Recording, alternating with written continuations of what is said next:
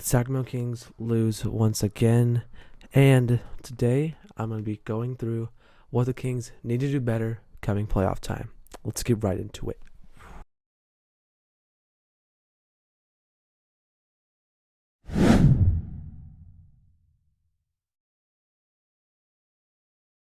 Okay, the Kings versus Thunder game I thought was a great game in the first half. De'Aaron Fox had 21 points and 5 threes. Before I start getting into all this, first of all, welcome back to the Fastbreak-Podcast. Thank you guys for watching. Thank you for the continued support through all my videos. And definitely got a lot more fun videos to come playoff time and the off season.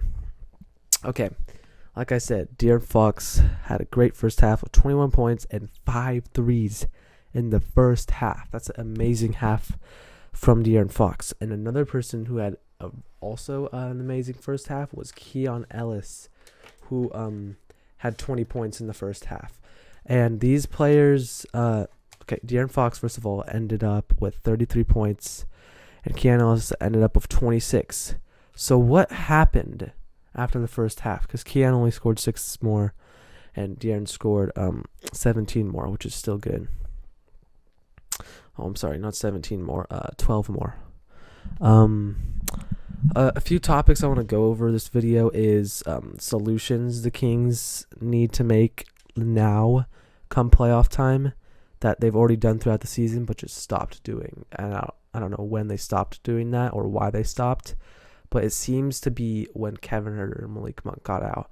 And I regret saying trade Kevin Huerter because he has a big impact for these reasons that are coming up later on in this video.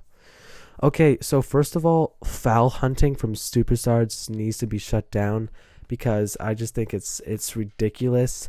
Because let me see how many free throws Shea took, but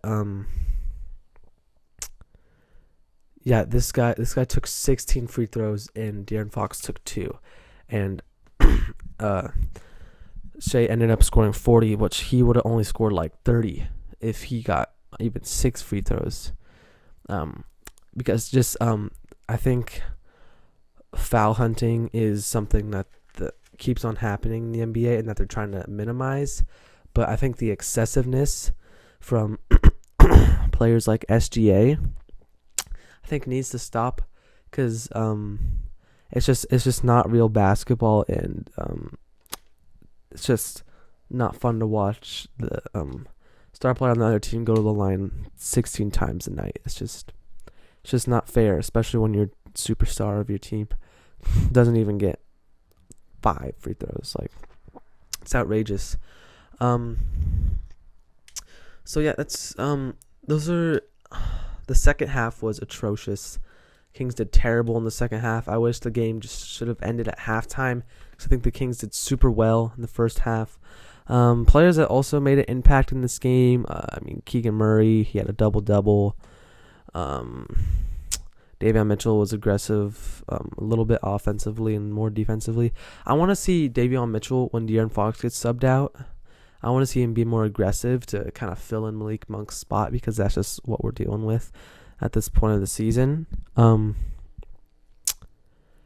Someone who did not have a great game was Domantas Sabonis. He only had 8 points and 13 rebounds and 5 assists, which is still great, but he just felt uncomfortable and just didn't feel like himself. And he ended the double streak from Domantas Sabonis, which I think was 78, ended last night. And I think this was just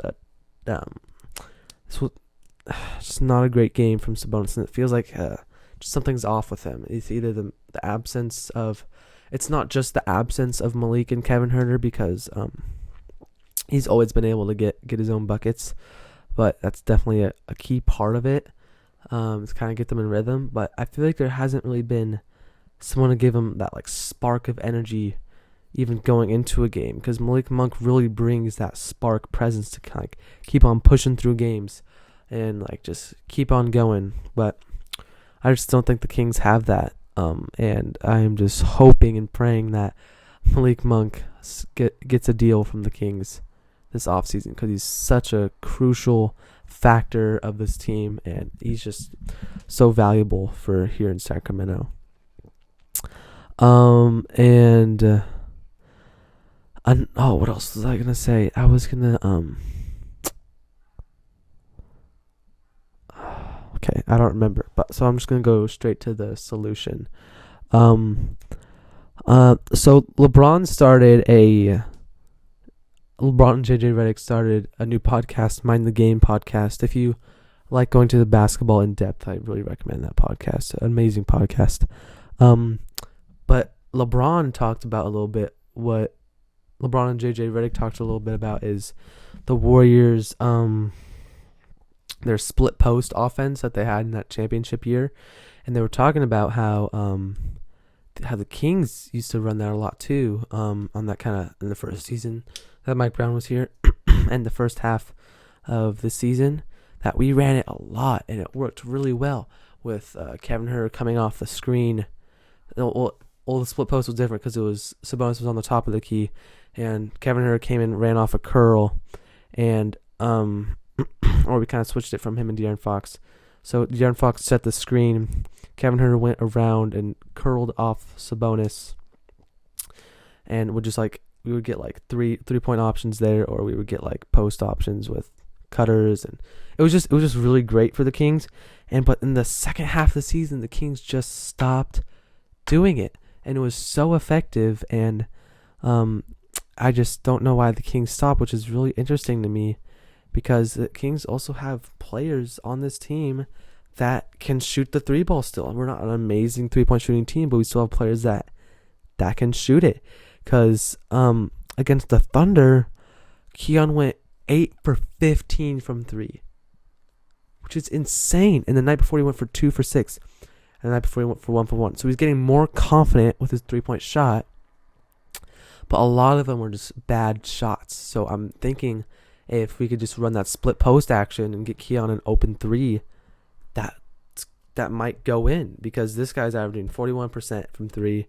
De'Aaron Fox, he's shooting 30. Okay, he's shooting 37% this year, which is great. He shot 7 for 17 from 3, and then the previous night 3 for 11, and the previous 7 for 13. So this guy's chucking up threes, and I think even to just run him off the split post might even work too, and then have cutters like Trey Lyles, Harrison Barnes, Keegan Murray, or even Keegan.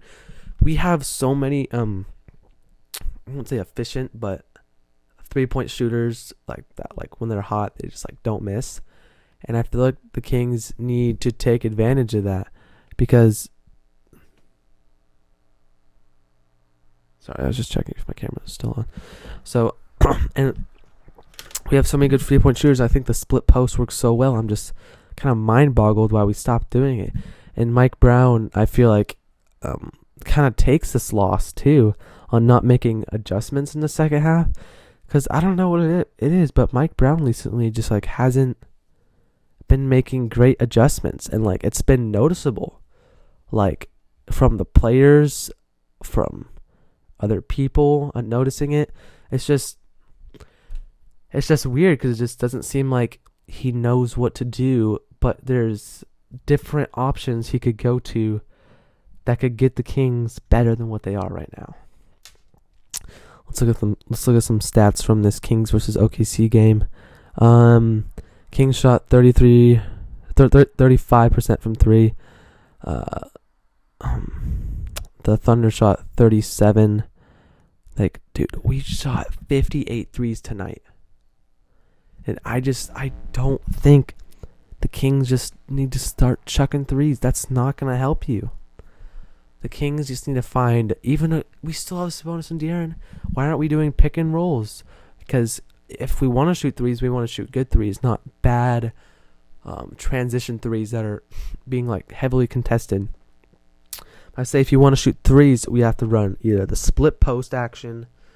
We have to run the pick and roll action and just kick it to the wing, because they're gonna have to double help for Fox, because he's too fast. He's gonna get right by him. So I just think I'm okay with them shooting threes, maybe not this much, but if they want to shoot a lot of threes, they're going to have to be good looks.